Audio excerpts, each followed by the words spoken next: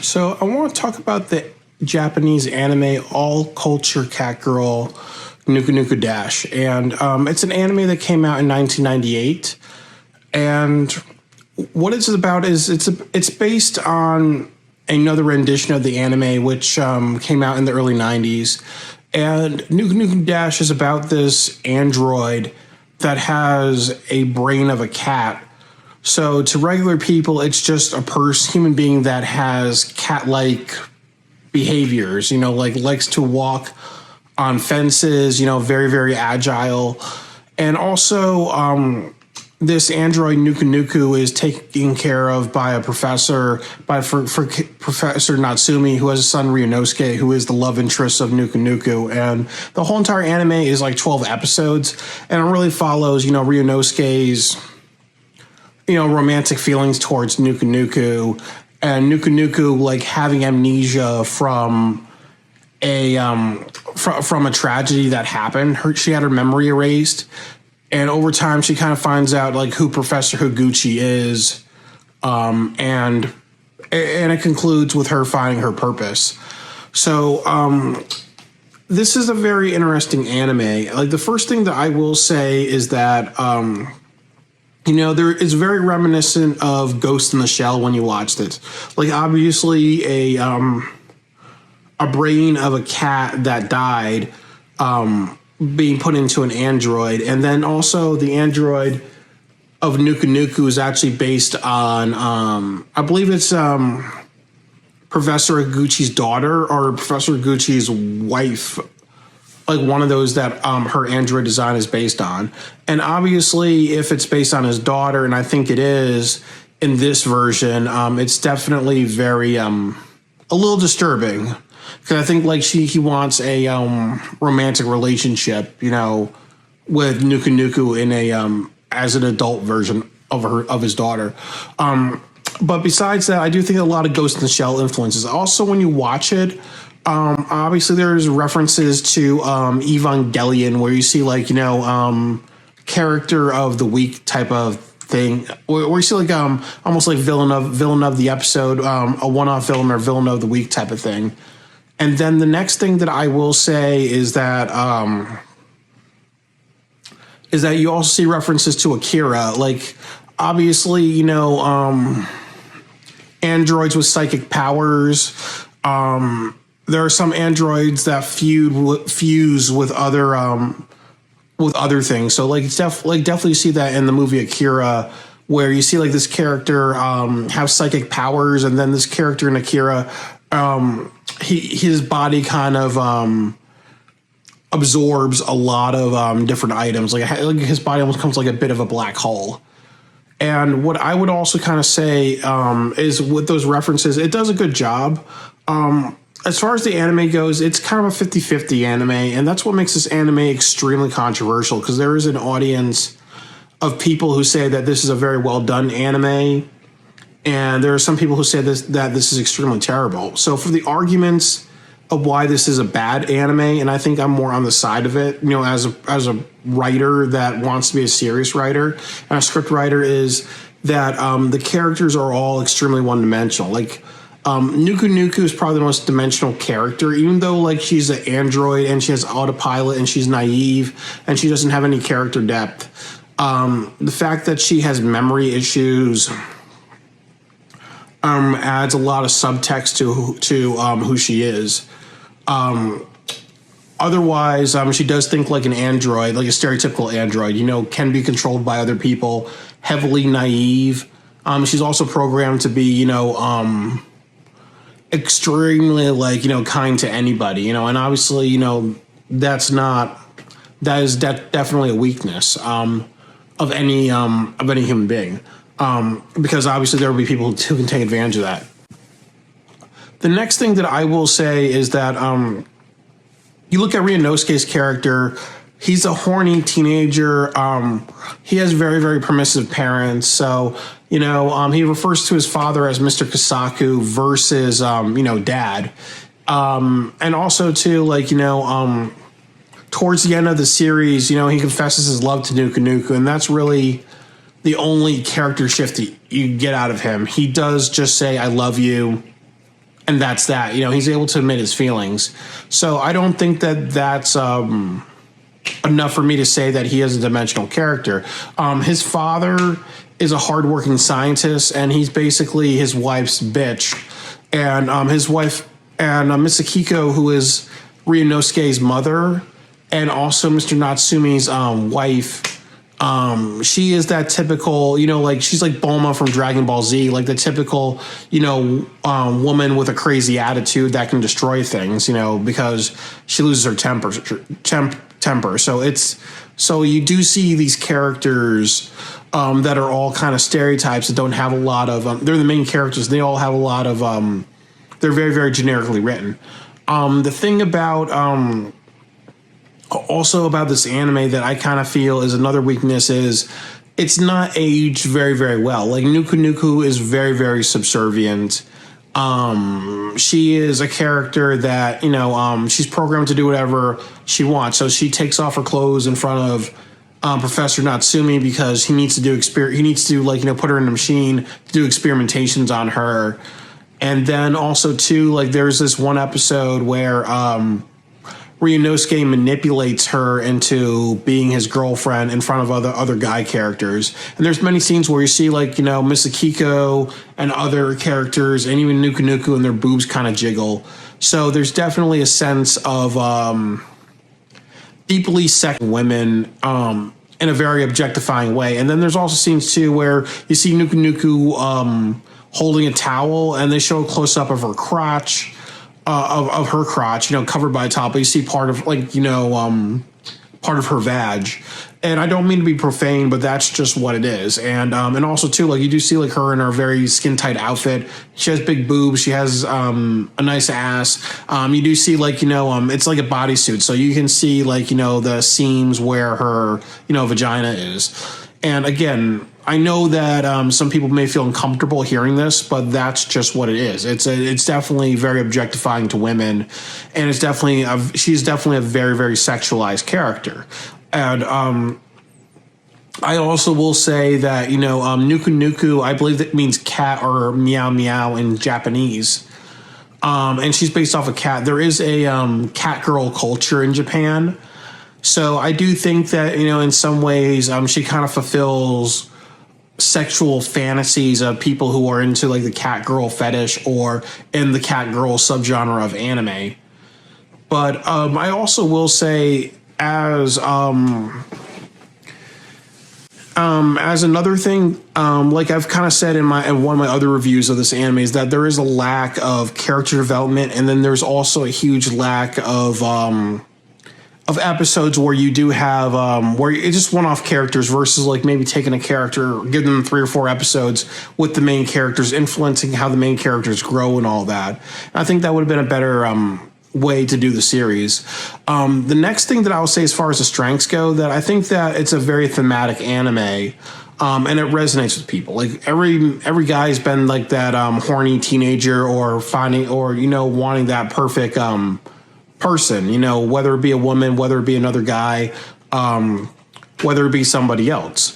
So I think it resonates. I also feel like, you know, that there are some themes like identity, people who've had traumatic past not being able to remember it.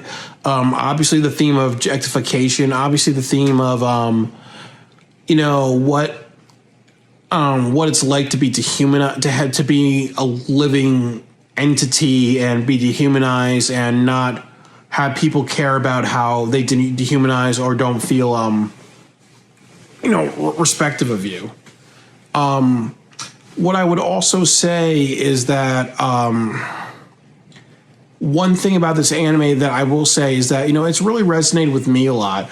Really quickly is that I watched this anime in high school. I had a really, really bad depression, and it was also a time in my life too where I felt very alone and I didn't feel loved, and I was and I kind of felt like my parents were very, like, you know, controlling people, and I was misdiagnosed with a learning disability. So I remember my parents thinking that I was autistic. I didn't like my food touching, so they thought that I was autistic because of that and other reasons. But I always never liked my food touching because my parents would do things like they would eat hot dogs with mashed potatoes, beans, macaroni salad and relish and other things on top of that. So I always want to make me throw up. And I always kind of joked with them and be like, that's how they eat a hot dog with all that stuff on it is more autistic than actually what you're thinking I am. And I've also like had parents kind of like, I got in trouble in high school a bunch of times. So my parents were like, well, this is how his autistic brain thinks. This is how he thinks. This is just autism, and just like really speaking for me. And I'm also biracial, but my parents consider me a black man.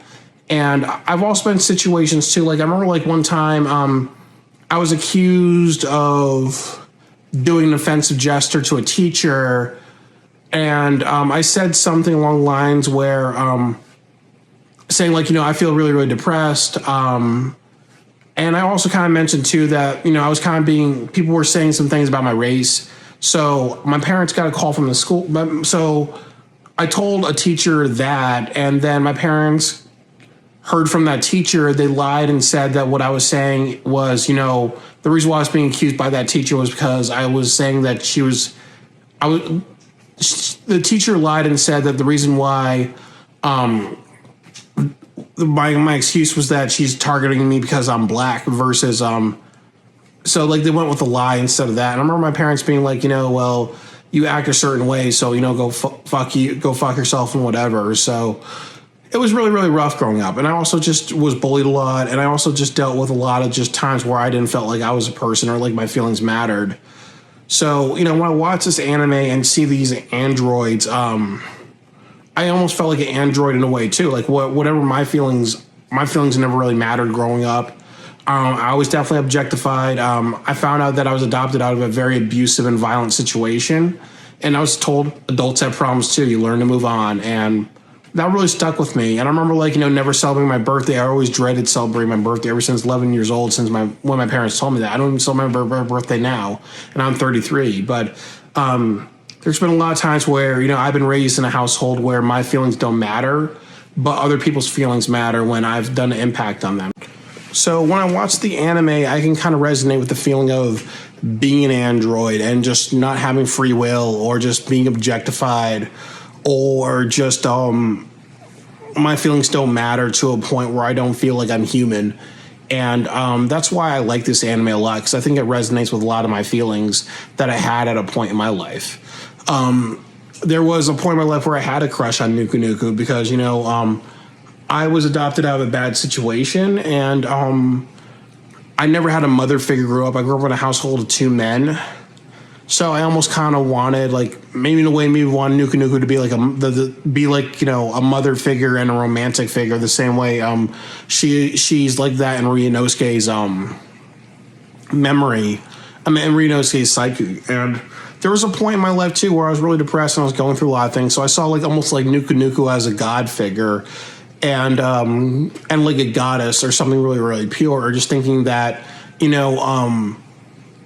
with how the episode ended, maybe in a way that she is like a god, or she's like a spirit to me that that's always on my side. But I kind of learned as I've gotten older that, when I was really depressed and in high school and confused and not having my emotions understood and trying to figure out really tough emotions by myself, and then each time I acted out, people were like, that's the wacky kid, instead of me being someone with really deep emotions.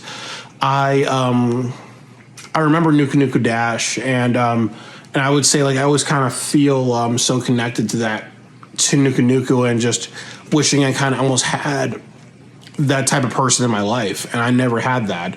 And the reason why I never had that is because, as somebody once said in another anime, characters like NUKU or Lane in the Experimental Lane, or even Naruto or Goku, and how many people want Goku and Dragon Ball Z to be their fathers, or even like Homer Simpson, how many people want Homer Simpson to be like their father because of, that liberal style that they have. They're all fantasies. NUKU is a fantasy. It is that.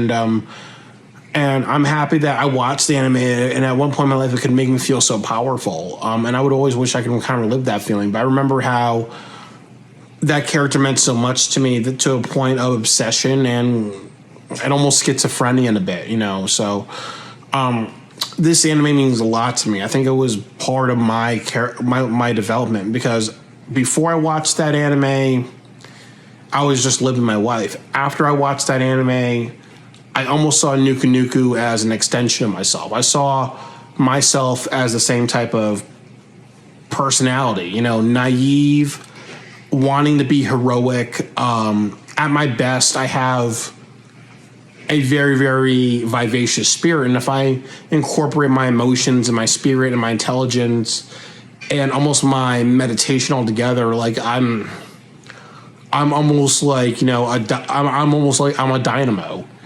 And I learned that from watching that anime, because NUKU NUKU was kind of like it resonated so much. Her character resonated so much with me. So, you know, there was a while where I said this is the greatest piece of media in the world. And maybe in a way, I kind of almost wanted to turn NUKU NUKU into kind of like a god figure or a goddess figure and a spiritual figure, because it resonated so parallel with my spirit and my own life force and my own life energy. But I think that I'm kind of happy I have a lot more knowledge of why those conclusions can be really, really dangerous, because it is kind of a little delusional. It's just like, it's almost like, you know, somebody watching, you know, Spider-Man and then just thinking that, okay, well, because Spider-Man does certain things, he's definitely a god to somebody watching it. And I think that that's a very dangerous way of thinking, because it's definitely delusional. And sometimes you can think that a character represents God or represents a god to you, and because they resonate so powerfully with how you feel, and they get to see it as resonating with how powerfully you feel, but it's not a god figure, because if you do that, you can end up believing your own delusions and metaphors and meditations, and then you can do some really wacky shit and it doesn't end well. So this anime resonates with me a lot. I think that's what makes it so powerful. It resonates with themes of not being treated like a human being and being deeply, deeply objectified. And then also too, just the emotions and the trauma and the sadness, you know, being objectified or feeling like you're not a person, or feeling like, you know, you're an item or you're invisible feels like. I think that's a perfect metaphor for that. And definitely I've lived it.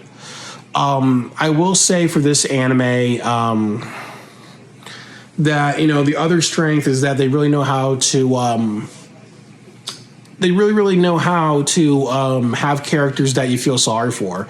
And definitely, I think that they do it in a really good way. It's not like Elfen Lied, where it's just shocking stuff happening. I think that, you know, reasonably, we can feel for the characters. And also too, we can kind of despise the characters. I think one thing I don't like about NUKU NUKU is how she's made to be too naive. She's definitely an objective. She's definitely a very sexist character, and definitely a very misogynist character. Just what she can represent to a woman, she represents a lot of objectification. Ryunosuke and the father and his father are both horn dogs. So I really think that, you know, the fact that Ryunosuke loses a really close friend at the end of the series, and then also too that he learns to care about other people's feelings instead of his horn dog feelings, and instead of just his romantic feelings. I think that it adds some character development. So I think that when you have characters that you can pity, but you also make them good people, and then you also make them characters that have flaws and try to change, I think that makes it very, very powerful. So I think that the character development is done very well in this anime. I do think that the musical score is one of the best in all of anime history. I think I like how they do the sad score with, you know, almost like changing the different music style and instruments within each sad score that they do.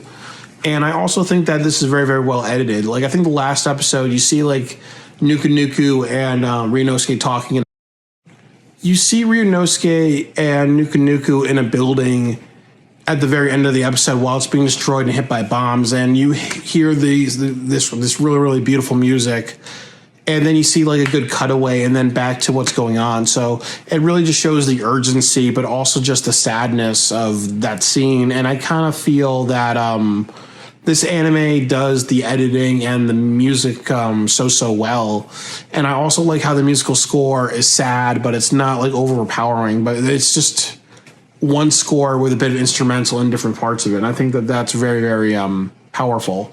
So, I think that in general, there are a lot of strengths to this anime, but I would say, it's like what I say about 50-50 animes like this. I think there are a lot of flaws with this anime. I think it's very, very generic. The stereotypical characters, the one-dimensional characters, I don't think that they were super ambitious. I think they were good at telling sad stories in this anime, but I don't think that they challenged themselves outside of doing that. So I do feel like this anime does have a bunch of flaws. So learn what you can from this anime to be a better writer.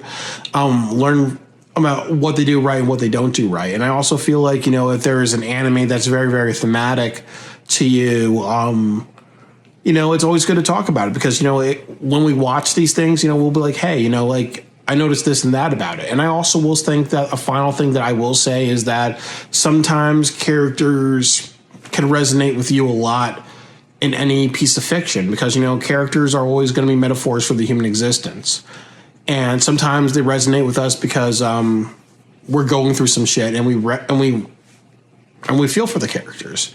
But if you get too deep into that mind process, it's dangerous and you really need to talk to a therapist because, I remember, and I will spoil this anime, that the last episode, NUKU perishes. So I remember, just being shell-shocked when that happened. And I remember, like my dad taking me out to dinner and I was like all like, just like shaking and just half insane because how much of a terrible impact that conclusion that they came with happened. And then what also happened was that I felt like I couldn't talk to my father about it because my dad's one of those people that he was born in the 60s, very, very square type of person. So I feel like he probably wouldn't have gotten the spiritual connection that I had with that anime and what this character represents to me. And I think that if I were told to school about it, because there was psychologists in my high school that you can go and talk to, and I said, like, I see religion, I see these feelings, they would probably not dissect it further and say maybe the safest thing to do is say that this anime resonates with you. I think that if I told them how I really felt and I feel a religion or I feel like a dogmatic love, they would probably say, like, maybe this kid's autistic to such a severe height or he's schizophrenic. And unfortunately, I couldn't get the help that I needed to because of those stigmas. And that was very, very likely. But I think that when you watch anything that's so powerful with you, you have to just make sure that, as a wise person once said, always keep your strongest foot and your strongest leg in reality while you go into that creative world. But also, if there's an anime or there's anything that empowers us to be better people, live it. But don't live delusions and don't live anything that either encourages you to do bad things or depresses you enough to do bad things. And I remember like how after I watched the anime, I had that kind of breakdown. Then I saw NUKU as a martyr figure. I did martyr myself in a situation in high school, and it led to me getting really, really embarrassed. And I remember like there were a couple of times where I almost got kicked out of high school, and it ended with me being put on meds and being suspended for a week. And then I was abusing meds, and I was just, depressed for a couple of years. And I don't want the outcome for anybody. So if you feel like there's an anime character, something that resonates or feels very powerful to you, being in control of those feelings and being very in control of those feelings. Because NUKU's character was so powerful to me that I felt such a charge of energy when I first heard the musical score and saw the anime that I felt like I could levitate. I had these images of me being teleported to the end of the universe, seeing an electrical magnetic force, seeing God, and figure out my life purpose. But maybe something like resonated with the anime, and I loved the music, and the music was so emotional. So I think it was emotional music, emotional visuals, and something that made me feel like how I was, like a feeling that I was missing my entire life. So I think when those all hit me at one time, I felt like, it's one of the reasons why I have such drive and such a hard work ethic. I felt like I jumped in a quantum in my abilities. It's almost like my own version of becoming a super Saiyan or like a demigod. But But it was weird because I felt those things, and then when I saw the ending of the anime, I got depressed, and I really just took away a lot of the things that that made this anime mean so much and be so powerful to me because I had no control over my emotions. So it's weird, but I think that that's the last thing I'll say. Just be very, very careful when you watch a piece of literature, but when you watch any medium or take in any story, whatever, and you go so deep into it that when it ends up hurting, that you end up hurting yourself and other people. So be really careful of that.